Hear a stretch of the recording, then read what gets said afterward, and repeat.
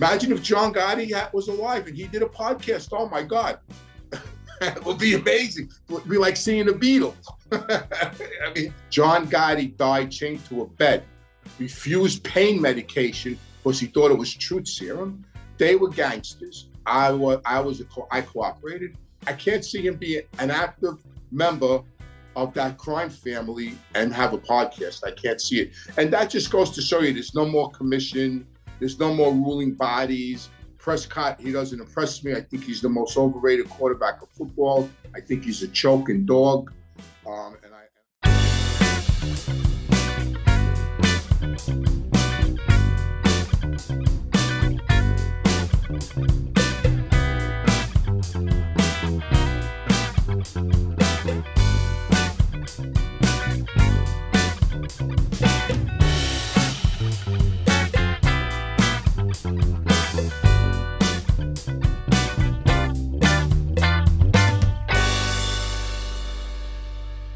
Hello, everybody. My name is Anthony Ruggiano Jr. I want to welcome everybody to Reform Gangsters. Please hit the subscribe button and ring the bell. Also, please become a Patreon member. You know, get early access to my content, get your Mafia history questions answered, and let's all become one big happy family. As everybody knows, yesterday, Sammy, the Bull, and I put out episode 1 of Table in the Back simultaneously on his platform and my platform. It's being really, really well received on both ends, his end and my end. I'm very happy with the result. I'm very happy with the response. It's been 99% positive.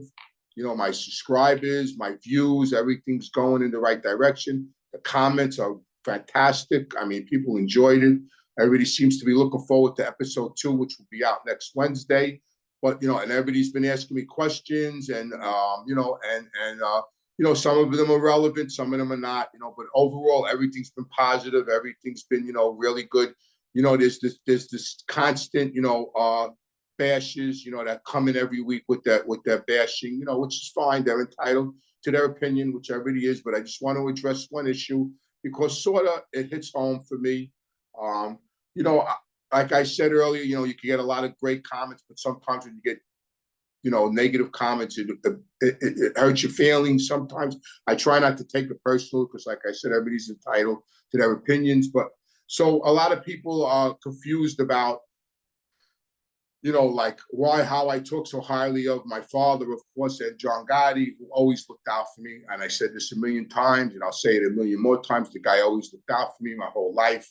Helped me every time I came to him, never turned his back on me, bought me a car when I got out of treatment in 1988. People, my father hated people that cooperated. He was a gangster, my father. He was a, made member since 1953. And people, which I think is a legitimate question, they want to know how I could sit down with Sammy after what he did to John Gotti. And this is my answer to that. The very day that I decided to cooperate, the very day that I gave my wife the card to the FBI, to Jerry Conrad, who was the FBI agent whose card I had, business card, the day I gave her that card and told her, when you go to work today, call that number and tell that FBI agent to come and see me. The very moment I did that, was the very moment that I disrespected and broke John Gotti's heart and my father's heart, that very day that I did that. And I have to live with that. I have to live with that every day of my life. I have to live with that so much that I own the deeds to my family's graves. I have 3 deeds to 3 graves. My father's grave, and my both sets of grandparents' graves. I told my children that when I die, to bury me with my grandparents because I know my father's mad at me. And I don't want to be buried with my father because I know he's mad at me. So I'm choosing to be buried in a different plot than my father because of how I disrespected my father. And that goes along with John. That very day is the day I disrespected them, when I decided to cooperate with the government. My father would have went to the electric chair before he cooperated with the government. John Gotti died chained to a bed refused pain medication because he thought it was truth serum. They were gangsters. I cooperated. So the day that I did that was the day I broke their hearts. Anything that comes after that is meaningless. I already did the damage. I cooperated. So by me going out, and I'm not making excuses that I sacked, I willingly went to Sammy, and I'm going to continue going to Sammy, and I'm going to continue doing stuff with Sammy because Sammy treated me good. He treated me with respect. He paid all my expenses, and everything's going in the right direction. And we had a great time. And I love his team. I love the girls that work for him, Anna and Amina. And I can't wait to go back out there again. And it has nothing to do with my father or John because I already did the damage to that relationship. I already did that. I already cooperated. So anything else after that is meaningless. So how could I go out to see Sammy? The damage is already done. Why not go see Sammy? The damage is already done. I cooperated. That's it. Case closed. So people could say whatever they want. I did the damage. I did it. I did it, and I got to live with it.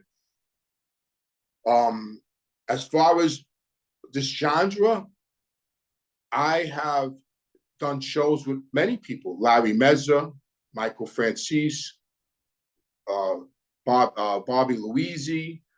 I asked people to come on my show. I offered to fly people up to New York. I texted people, I called people, and some people said yes, and some people said no. But Michael Francis and Sammy, the two biggest in this genre. Michael, of course, is the biggest and a great guy, and Sammy, the second biggest. They contacted me and asked me to be on their shows. And I willingly went on both their shows, and I willingly will continue to go on their shows, and I'll go on anybody's show. Because that's who I am. That's what I do. I want to get my story out there. I want to help people, and I want to make some money. I'm going to be 70. Listen, and I'm not making, let's clear this up. I'm not making excuses. I said I broke my father's heart and John's heart when I cooperated, but I'm 70, and I don't want sympathy. I'm not saying this for sympathy. I don't want anybody to feel sorry for me because I put myself in this position. But I'm going to be 70 years old. I know I look good for 70, right? But I'm going to be 70 years old, October 29th. And I go to work every day. I work 12-hour shifts in a treatment center with 28, 30 patients I take care of. I'm worn out. You know what I mean? I'm worn out. I live paycheck to paycheck. I'm in this to make money. Yeah, of course. I'm in this to do three things: get my message out there, help myself, and along the way, help somebody else. That's my goal, and that's what I'm here to do, but and I'm going to do it with whoever I feel could help those three goals, in a positive way, and everybody, is entitled to their opinion, and I respect everybody's opinion, but I just want everybody to know that, this episode that just came out with Sammy is really doing well, no matter what other people out there say about it.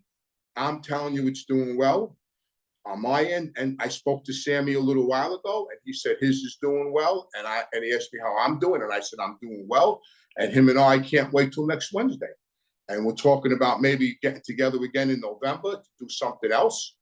And things are going to keep going. And like I said, if anybody else out there on this genre wants to do something with me or come on my show or debate me or whatever, that's fine. Let's do it. I'm like Switzerland, man. I'm neutral. You know what I mean? I'm neutral. And that's the bottom line. And I just want to put this thing to bed about how I don't think I disrespected anybody going out to see Sammy. Because like I said, the day I cooperated is the day that I disrespected everybody. After that, anything else is meaningless. So that's all I have to say about that. I'm sure some people will agree with me, and I'm sure some people won't agree with me. But that's fine. That's fine. I don't wish anybody any ill will. Even the people that are bashing me every day. Even the people that call me names. That's fine. If you need to call me a name, or bash me, or talk ill of me, to get through the day, then I give you my permission to do that. I give you my permission to bash me, to call me names, because, sticks and stones may break my bones, but names will never harm me. So if you need to do that to get through the day, that's fine. Tonight, when I go to bed, I'll pray for you, because that's what brings me peace. I pray for the people that talk bad about me because they have no lives. So, in the name of the Father and the Son and the Holy Spirit, have a good night. He either got shelved from the mob or he stepped down. And I know him personally. He was very good friends of my father's. I knew him personally. I went out to Philadelphia. I had dinner with him. He called my house numerous times. A matter of fact, when my father passed away, the last conversation I had with my father was actually going into business with him and this guy, Billy, that was around him. They were going to start exporting fruits and vegetables out of the Philadelphia market. Not only that, literally, when my father died, this guy, Billy, that was around Joey Merlino out of Philadelphia, actually sent my mother, a beautiful suit that my father was actually buried in. So I know Joey Merlino, and my thoughts when I first heard it were that the mob, it's over. It's done out there. There's no more mob. It's a joke compared to how it was when I was a kid in my father's day and John Gotti's day. It's over. I mean, here's a guy, a tough guy, a gangster, good guy, dangerous killer, did a lot of time, was the actual official boss of the crime family in Philadelphia. Now he's got a podcast. I know the guy's a sports fanatic. He's a big gambler. That was one of the main conversations my father always had with him in prison, to tell him to stop gambling, because he was a big gambler, big gambler. He was always in trouble gambling. That was the knock on him, that he was a big gambler, that he was always grabbing money to, gamble with. He very knowledgeable in sports, big sports fan, Philadelphia all the way, all the Philly teams, a loser like all gamblers. I mean, listen, gambling today, you have a little bit more of an edge than when I was a kid because of all the information that's out there, all the technology, the analytics, the computers, so you got a little more of an edge. But at the end of the day, the sports books take down the money, because if the sports books didn't take down the money, there'd be no sports books. I mean, and like always goes back to when I was a kid, what my father told me: who drives the Cadillacs and who drives the ship boxes? The bookmakers drive the Cadillacs, the customers drive the ship boxes. So today I saw Joey Merlino's blurbs on TikTok. She picked Detroit Lions tonight, so definitely they're winning right now 7-0, but it's a long way to go. Like I said, he's knowledgeable in sports, so I'm sure he's got a great opinion. But at the end of the day, all gamblers are losers, including myself. You know what I mean? You can't win. You know what I mean? You can't win. At the end of the season, the sports books are going to have the money, but it's fun. But getting back to him being a wise guy, a boss, he has to be disassociated with the mob, because first of all, that's like a move that would be considered that's like cooperating. I mean, and he's not a cooperator. He never did. He always went to trial. The guy got indicted for multiple murders, facing forever. He stood up, never cooperated, never profit, like other people, always took it on the chin. I have great respect for the guy. They took over Philadelphia, him and his crew, they took it. It wasn't given to them. They went out and got it.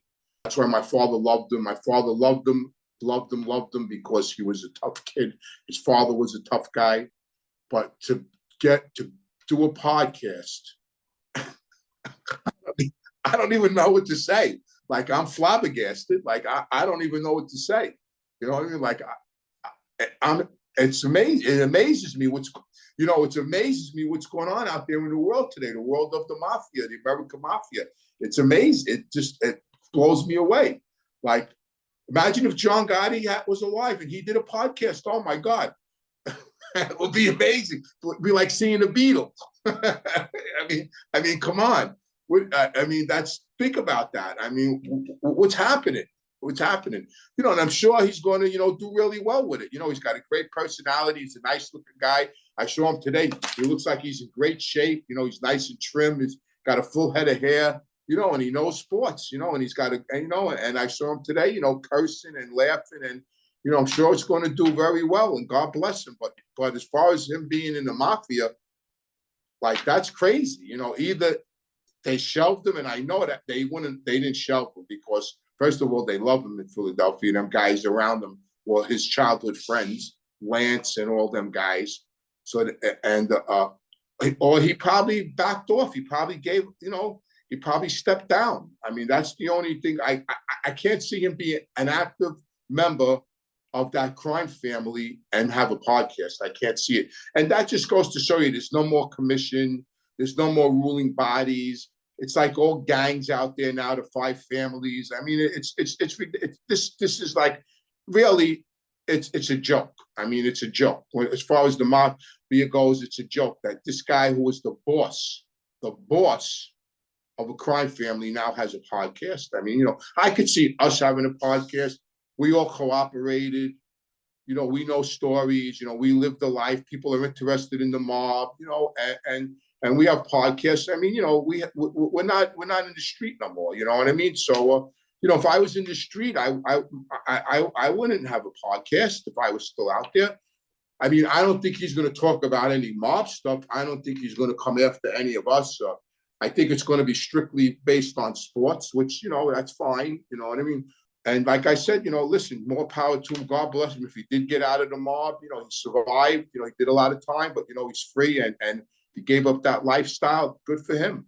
You know, but listen, I don't begrudge anybody if they want to change their lives. And it's better to him do a podcast than him shaking down people, you know, than being in the street, getting pinched and going to jail and missing his kids and missing his family. Better he does a podcast than does time. And so that's my feelings on that. Tonight's the beginning of the NFL season. I got my Jets shirt on. I'm repping the Jets. That's my team from back in the days of Joe Namath. I was a big Joe Namath fan when I was a little kid. My father hated him. Used to curse at me. My father, how do you like this guy? I can't stand him. My father was a Johnny Unitas guy. The Jets got an interesting team this year, you know, with Aaron Rodgers, you know, with the running back they got from the Vikings. We'll see what happens. They got a tough schedule. I mean, their first 4 games are monster games, you know, Buffalo, Kansas City, Dallas. I mean, they got a tough schedule. I don't know why, but they do.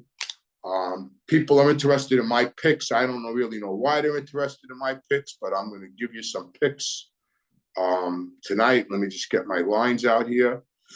The game already started. The Lions are winning 7-0. It's funny, you know, because that game opened up at 7, and then the Kansas City tight end went down, as you all know, superstar. You know, then the line went to 4, dropped to 4. So, you know, in the beginning of the week, I liked Detroit, you know, plus the 7. Detroit was a hot team last year. Tonight I thought it was a toss-up at 4. I know a couple of friends of mine took Detroit, you know, so plus the 4. We'll see what happens. So I really don't have an opinion on that game. The Panthers are you know, a lot of games I don't have opinions on, so I'm not going to just randomly pick teams. I'm going to pick teams that I would bet my own money on, or, you know, like the Panthers and the Falcons. The Falcons are minus 3.5. I don't really have an opinion on that. I don't have an opinion on the Ravens and the Texans. The Ravens are minus 9.5 at home. I mean, I like the Ravens a little bit, minus 9.5. The Bengals are playing Cleveland in Cleveland. The Bengals are minus 2. I like Cleveland without a doubt. I like Joe Cool. I like him. The Colts and the Jaguars. I like the Jaguars on the road, minus 5 without a doubt. I like the Jaguars. I think that kid's going to have a monster year as quarterback. The Vikings and the Bengals and the Buccaneers. I don't have an opinion on that. The Titans against the Saints. The Saints are minus 3. I like the Titans a little bit. They're a tough team. The Steelers and the 49ers. The Steelers are plus 2.5. I don't know. Probably. I know I'm picking a lot of road teams, and, you know, I like home team dogs, but I don't know. The Steelers don't impress me. The Commanders against the Cardinals. The Commanders are -7. I like the Commanders against the Cardinals. The Packers against the Bears. I like the Bears -1 in Chicago. The Broncos against the Raiders. The Raiders +3.5. I definitely like the Broncos. They got a new coach. The quarterback's got to step up. He had a bum Lear last year. They got Peyton now as their coach. I definitely like them. The Chargers are -3 against the Dolphins. I like the Chargers big time against the Dolphins, definitely. The Patriots are -4 against New England. I definitely like Philadelphia. I think they're going to crush New England. The Seahawks and the Rams, I don't have an opinion on that. And the Cowboys against the Giants at New York, and the Giants are +3.5. I like the Giants. Prescott, he doesn't impress me. I think he's the most overrated quarterback of football. I think he's a choking dog, and I like the Cowboys to upset them on Sunday night. So those are my picks. But like I said, all gamblers are losers. So, but those are my picks for week 1. I'm glad football started. I'm a big baseball fan, but as we all know, I'm a Yankee fan, and I don't think the Yankees are going to make the playoffs this year, so my season's sort of over. So I'm glad there's football on tonight. I got it on the TV here. Detroit's still winning 7-0, and it's third down. I think it's the beginning of the second quarter. Yeah, 12:16 to go in the second quarter. Detroit's up 7-0. So that's it for my NFL picks for tonight.